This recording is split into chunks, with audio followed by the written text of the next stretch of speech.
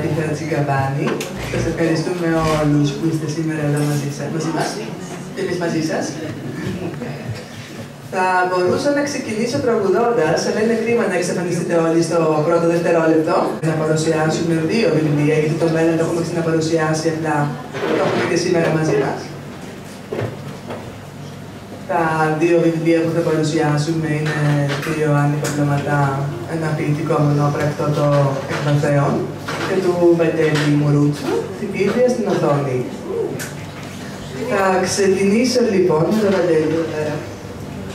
Είναι η πρώτη παρουσίαση που γίνεται αυτόματα, δεν έχουμε νομίζω κανονίσει τίποτα, δεν έχουμε σχεδιάσει και έτσι θα αυτοσχεδιάσουμε. Εγώ αυτό που θέλω να πω είναι να ξεκινήσω να λέω για τον Βαγγέλη, τον οποίο τον γνώρισα 12 χρονών. 13. Okay. Παρέσει με τον πιο ειλικρινή άνθρωπο, τους κατεβάζω χρόνια. Όταν ξεκίνησε λοιπόν τον Βαγγέλη ως μαθητής μου μαζί με τη μαμά του Νικολέτα που είναι δική εδώ σήμερα,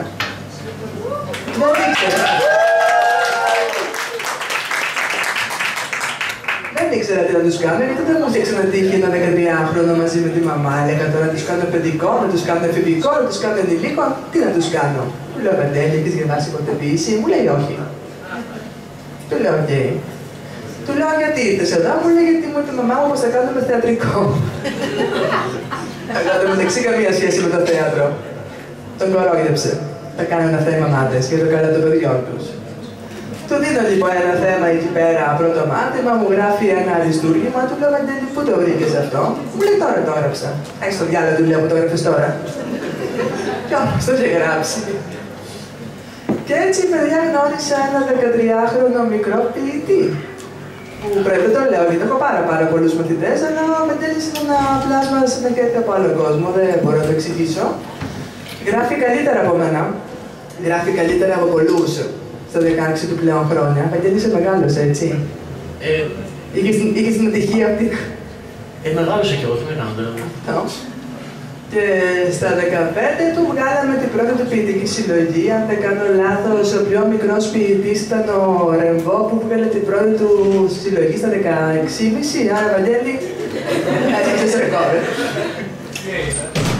Λέγεται η Πίδρια στην οθόνη και εγώ είμαι πολύ συντηνημένη γιατί είναι ένας τίτλος για μένα που κάνουμε τα μαθήματά μας διαδικτυακά και συγνωριστήκαμε πίσω από μια οθόνη.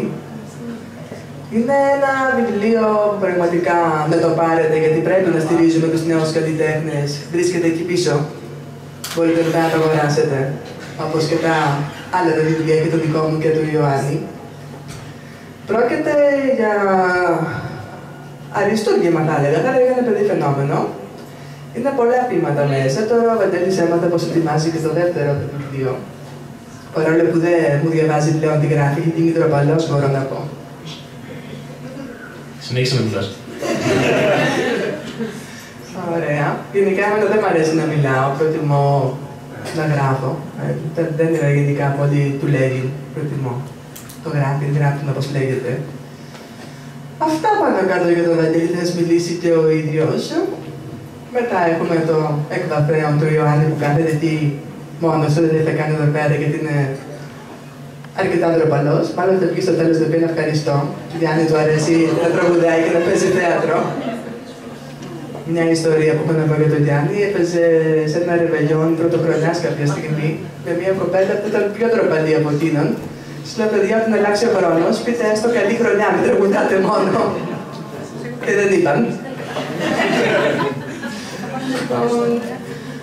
Δεν ξέρω, ό,τι πιο δύσκολο έχω κάνει στη ζωή μου ήταν να προλογίσω το βιβλίο του Γιάννη στην πρώτη παρουσίαση στην Μυτιλίνη, διότι δεν μπορώ να είμαι αντικειμενική, γιατί ο Γιάννης είναι ο σύντροφός μου, ο άνθρωπός μου. Και νομίζω πως θα πω πράγματα ίσως που δεν ισχύουν, δεν ξέρω. Γι' αυτό στο βιβλίο του Γιάννη θα μιλήσει ο ίδιος με το παρουσίαση. Θα το διαβάσετε για να μάθετε τι είναι, ένα ποιητικό μονόπρακτο. Ο Γιάννης είχε βγάλει την πρώτη του ποιητική συλλογή πολύ πριν γνωρίσει εμένα το 2007 από τις εκδόσεις Σοκόλη. Αυτό είναι το δεύτερο βιβλίο του. Το πρώτο λεγόταν «Μια κούφτα δάκρυα». Είναι εξαιρετικό. Γράφει όμορφα. Και γενικά θα σας μιλήσει και εκείνος λίγο.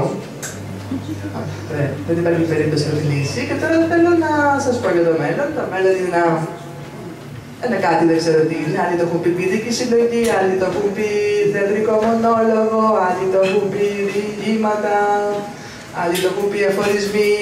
Δεν ξέρει κανείς τι είναι. Εγώ το λέω ένα γράμμα στον εαυτό μου. Το μέλλον έχει παρουσιαστεί με τη σημερινή παρουσίαση 22 φορές σε Ελλάδα και στην Κύπρο. Το επέλεξαν ανάμεσα σε 360 ποιητές και διδάσκεται στο Πανεπιστήμιο στο Βέλγιο με τον Ρίτσο και με τον Ελίτη. Το μέλλον έγινε θεατρική παράσταση και το μέλλον είναι πάντα μπροστά μου. Δεν ξέρω γιατί δεν το λέγει ποτέ. Από το βιβλίο έγινε τραγούδι, είναι αφιερωμένο στο Θοδωρή Πλακάκη που με είχε βοηθήσει πάρα πολύ και συνεχίζει να με βοηθάει ακόμα και χαίρομαι πολύ που είναι σήμερα εδώ. Και νομίζω αυτά από μένα. Ας μιλήσει ο μικρός μας ποιητής. Πάμε τα τέλη. Γεια σας.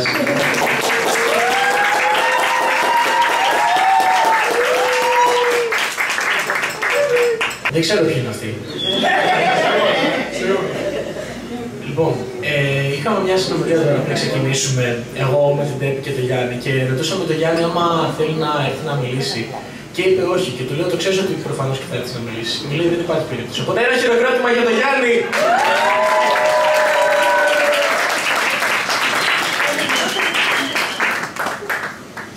Να βγάλουμε τα τυπικά από τη μέση. Καταρχήν να ευχαριστήσω πάρα πολύ και την Τέπη και τον Γιάννη που είμαι εδώ.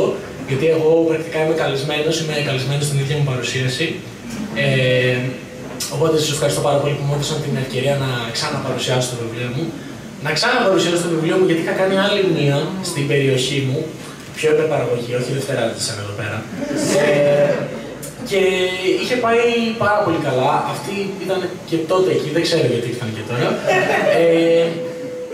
Και ήταν ένα γεγονός το οποίο ήταν πάρα πολύ...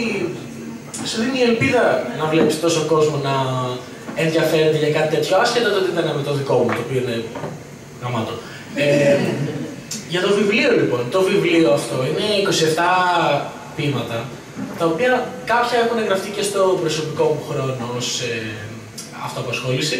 Τα περισσότερα πιστεύω έχουν εγγραφεί εν ώρα μαθήματος με την Τέπη. Εκεί πέρα βρίσκεται και το πρώτο, αυτό το αριστούργημα που της άρεσε τόσο πολύ.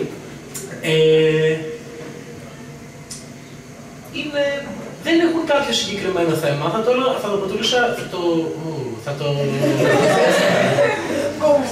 χαρακτήριζα λοιπόν πιο πολύ μια συλλογή της δουλειάς μου, ένα intro στο πώς γράφω. Αν και όχι εξελιχθεί, έχει μεταλλαχτεί αρκετά η γραφή μου, δεν πιστεύω ότι είναι αντιπροσωπευτικό το βιβλίο του πώς γράφω τώρα. Γι' αυτόν ακριβώς το λόγο θα βγάλω και δεύτερο βεβαίως, το οποίο πιστεύω θα έχει πιο πολύ μέσα, πιο πολύ δικό μου χαρακτήρα, πιο επίκαιρα θέματα με τη ζωή μου, γιατί εκεί εντάξει αλλάζουν οι άνθρωποι, δεν γράφουμε όλη την ώρα για τα ίδια. Υπάρχουν πάρα πολλά άτομα που μπορώ να ευχαριστήσω για αυτό το βιβλίο. Καταρχήν την Τέπη, που χωρίς αυτή δεν θα έχει γίνει τίποτα, τώρα θα ήμουν σπίτι μου.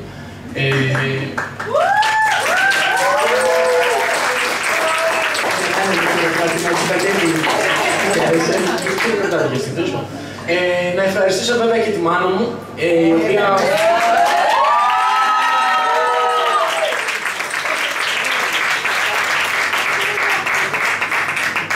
Να ευχαριστήσω και τη μάνα μου, η οποία χωρίς αυτήν δεν θα μάθαινα ποτέ να γράφω θέατρο.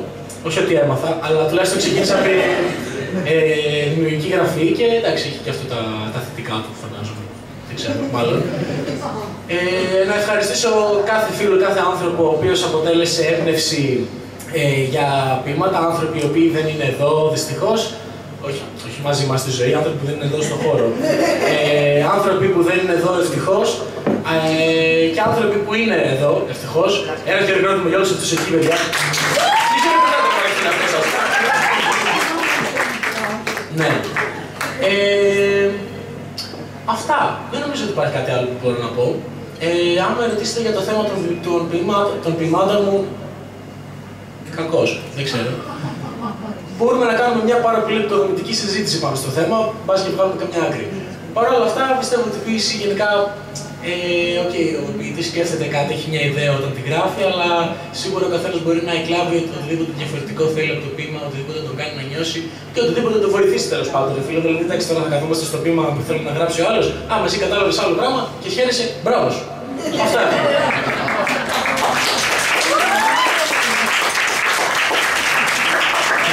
Αυτό που θέλω να πω επίσης είναι πως είναι πάρα πολύ σημαντικό στις, όχι μαύρες, γιατί το μαύρο είναι ωραίο χρώμα, στις γκρίζες εποχές που διανύουμε, που τα παιδιά ασχολούνται με ηλιθιότητες και με βλακίες.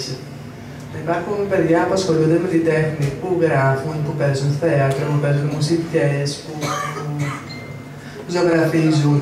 Οι παιδιά είναι πραγματικά πολύ ελπιδοφόρο αυτό. Γιατί τα παιδιά είναι αυτά που θα αλλάξουν τον κόσμο. Και πραγματικά πρέπει να τα στηρίζουμε αυτά τα παιδιά και να είμαστε δίπλα τους. Έχουμε σήμερα μαζί μας, έχουμε φέρει μαζί μας από τη Μέλπο μια άλλη μαθητριά μας που θα τραγουδήσει μετά τη Μέλπο. Μια εξαιρετική φωνή. Και πρέπει ο καθένας από εμάς που μπορεί να βοηθήσει τα παιδιά, να τους ανοίξει ένα δρόμο. Γιατί τον δρόμο τον ανοίγουμε, τον περπατάμε οι ίδιοι μετά. Δεν είμαστε εμείς ο δρόμος είναι δικός τους. Απλά τους το δείχνουμε, δεν κάνουμε κάτι άλλο. Με δικά τους παπούτσια περπατάνε, με δικά τους φτερά πετάνε. Απλά όσοι μπορούμε να στηρίξουμε τα παιδιά με το ταλέντο, όσοι μπορούμε να είμαστε δίπλα τους, όσοι μπορούμε να το προωθήσουμε, όσοι μπορούμε να αγοράσουμε το έργο τους, όποιο και είναι αυτό, πινακογραφική θα είναι, ποιητική συλλογή θα είναι, να πάμε σε μια συναυλία τους να το κάνουμε, γιατί τα παιδιά αυτά είναι το μέλλον και τα παιδιά αυτά θα αλλάξουν τον κόσμο. Αυτά από μένα. Θα φωνάξω τώρα το Γιάννη.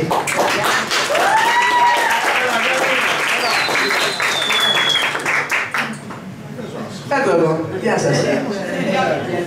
Θα σας κάνω τη χάρη και δεν θα τραγουδήσω.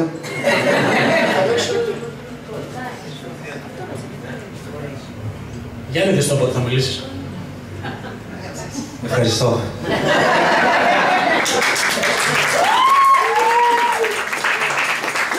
Ευχαριστώ πάρα πολύ που ήρθατε εδώ.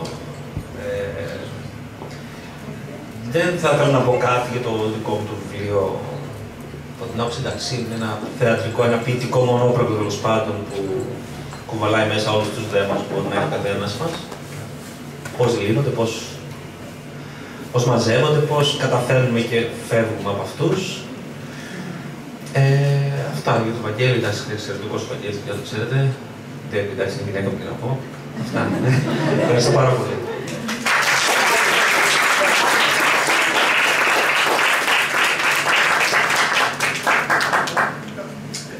Αυτή δεν είναι η παρουσίαση, φύγετε.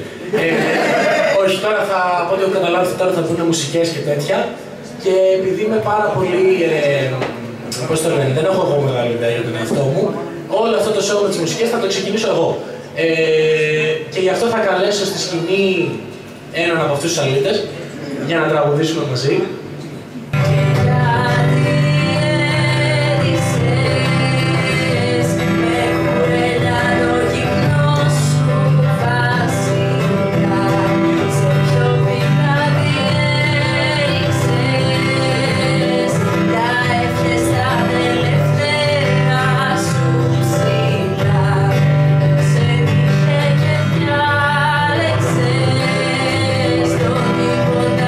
Μέσα από τα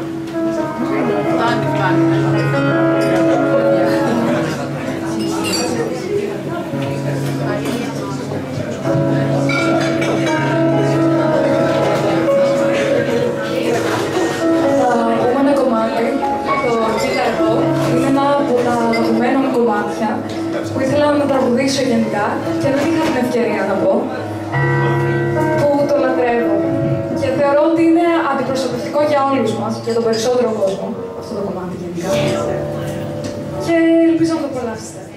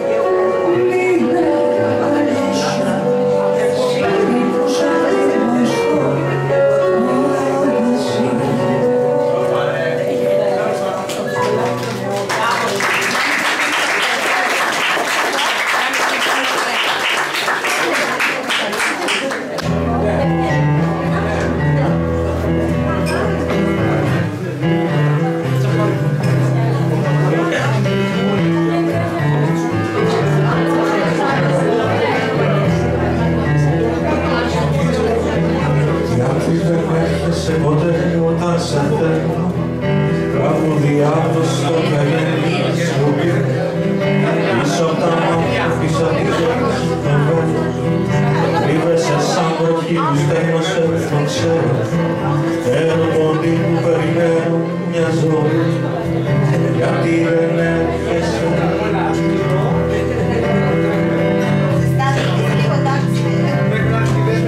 Μια καταιγίδα θέλω να την αγκάσω, όσα δεν είπα να μου φόρω τη δρομή, στα σώδικα μας και στα μάτια μας να ψάξει, κάθε μας λέξη μυστική να την πετάξει, μέχρι τον ήλιο να ανεβεί και να τον κάψει, γιατί δεν έρχεσαι, γιατί δεν έρχεσαι ποτέ, γιατί δεν έρχεσαι ποτέ όταν σε θέλω. Γιατί δεν έρχεσαι ποτέ όταν νυχτώνει, όταν κρατιέμαι σαν χέρουλα από το ποτό, απ' το ποτό της φαντασίας μου που με λιώνει, κάθε δουλειά του και σαν πάγος και σαν χιόνι, κι αναδυνάζει της ψυχής μου το νυχτό. Γιατί δεν έρχεσαι,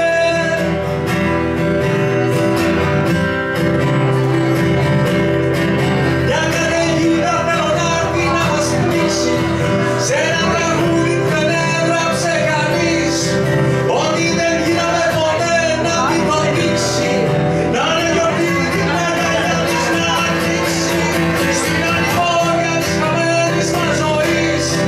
Γιατί δεν έρχεσαι, γιατί δεν έρχεσαι ποτέ, γιατί δεν έρχεσαι ποτέ όταν σε θέλω. Απ' της ψυχής μου το νερό, ως της ζωής μου το μπουρδέλο, είσαι μια γέφυρα να πάω και να βγω.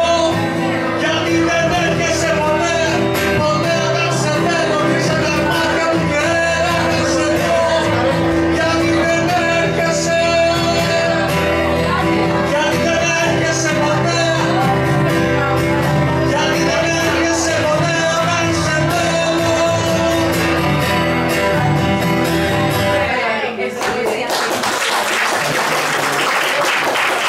Το επόμενο τραγούδι είναι σε ποίηση της Τρέπης και έχω το χρονοποιήσει εγώ.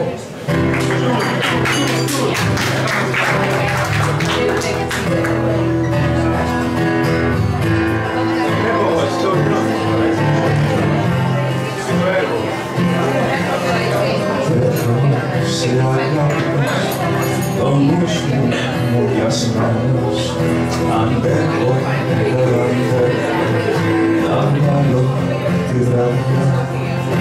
Οι λεγεώνες του έρωτα, τη γραμμή, με το δίκο σου βέλος, κομμένο στην καρδιά. Το νιώσει πάλι μέσα, της θλίψης ο ρευνόρος, με πήρε τα δάκρυα ολοκληρωτήτων. Ένα φεγγάρι προχωράει, αγάπης πλεοφόρος, πάντα για σένα είμαι μα πλέον γράψα πω.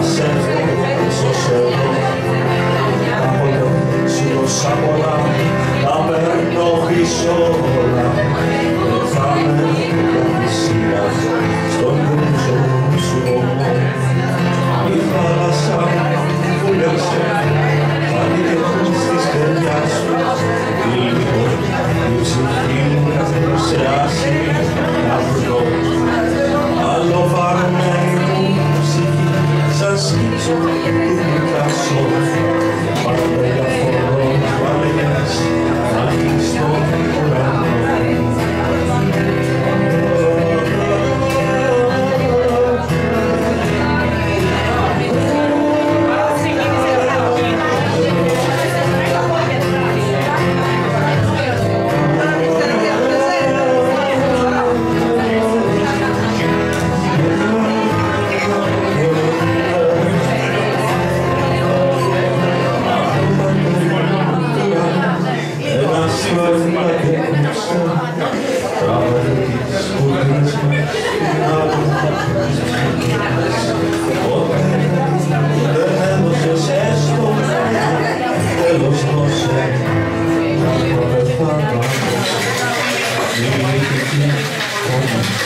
Ένα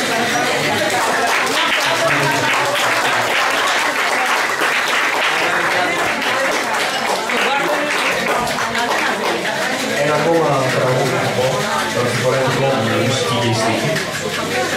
Θα σας απαλλάξω. Λέγεται «Μέχρι να αρπάξουμε φωτιά».